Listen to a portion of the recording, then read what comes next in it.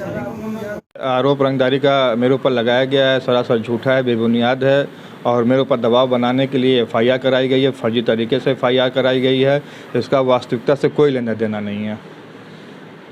क्या है था पूरा मामला और इस पूरे मामले में किस तरीके से आपने क्या अपना पक्ष किस तरीके से रखा है? चूँकि मामला कुछ और था, इसको जो है पुलिस प्रशासन द्वारा मामला कुछ और ही बना दिया गया है।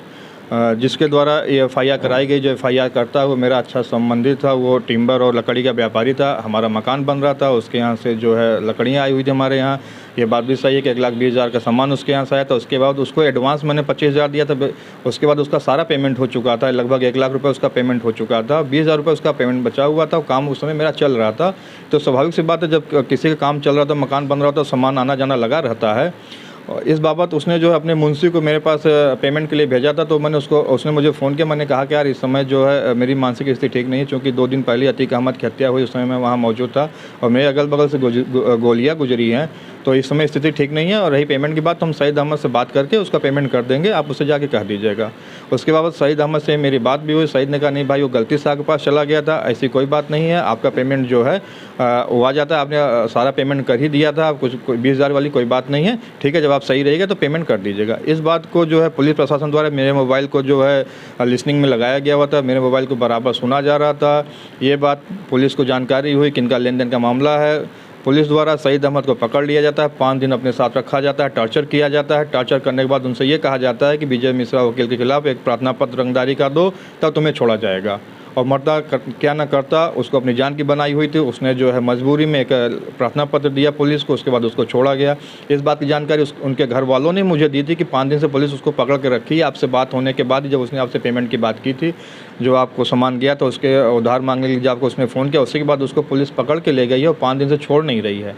पुलिस ने उसको इसी शर्त पर छोड़ा कि तुम विजय मिश्रा के खिलाफ एक प्रार्थना पत्र दो, तभी तुमको छोड़ा जाएगा। उसी के बाबत ये जो है फर्जी तरीके से एफआईआर दबाव बना के करा दी गई है।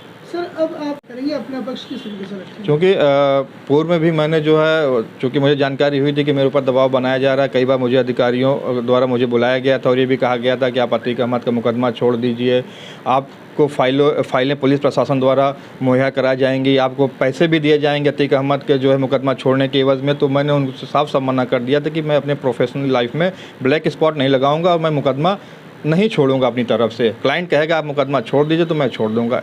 जब उन्होंने हर तरीके से दबाव बनाया, मुझे प्रलोभन पैसे का दिया, पुलिस प्रशासन द्वारा पैसे का प्रलोभन दिया गया, फाइलों का प्रलोभन दिया गया। जब मैं उनकी बात नहीं माना तो उसके बाद उन्होंने ये हथकंडा अपना के मेरे ऊपर एफआईआर कराई। इस बाबत मैंने चीफ जस्टिस ऑफ इंडिया को भी पत्र लिखा है, चीफ जस्टिस हाई कोर्ट को भी पत्र लिखा है, माननीय मुख्यमंत्री को भी पत्र लिख के सारी बातों से अवगत कराया। हाई कोर्ट के अपने बार के अध्यक्ष को भी पत्र लिखा था। इसके बाद हाई कोर्ट के बार अध्यक्ष ने सीपी कमिश्नर से बात भी की थी, अपने जिला बार के अध्यक्ष मंत्री को भी पत्र लिखा था, जिसके बाबत उनसे मुलाकात भी हुई थी।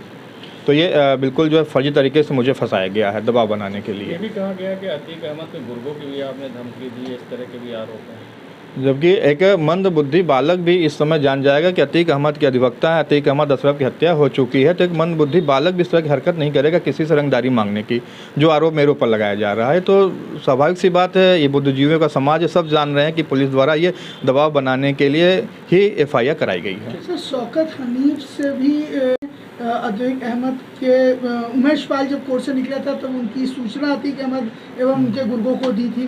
तो लगातार इस तरीके से जो आपके ऊपर अलग अलग आरोप लगाए जा रहे हैं, कहीं ना कहीं कोई एक षड्यंत्र की बात सामने आ रही है।